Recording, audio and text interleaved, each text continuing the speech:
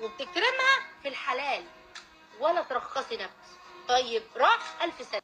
اوعي ترخصي نفسك في علاقة غير شرعية. اوعي ترخصي حالك وانت عزيزة وانت برنسيسة وملكة.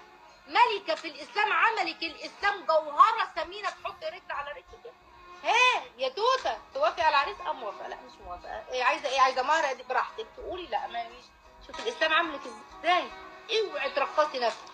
واللي بيجي بالسهل بيروح بالسهل، واللي بيجي بالحرام بيروح بالحرام، ويفضل يعاير. لو ما كنتش انا كان واحد تاني وخد اللي عايزه ويتعلم يتكلم.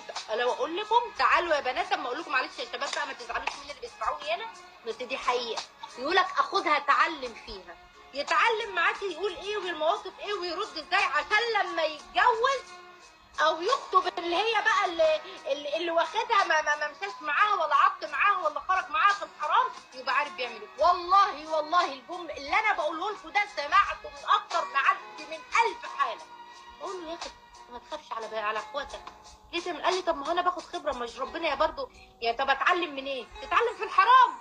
وتقول احنا البنات مساكين، بنات طيبين، تقول لها كلمه كده وبتاع بيحبني. يحبك يا كده كذا، بيحبك.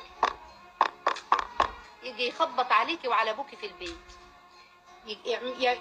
بتحبها وبتكرمها في الحلال ولا ترخصي نفسك. طيب راح 1000 سنة. اوعي ترخصي نفسك في علاقة غير شرعية.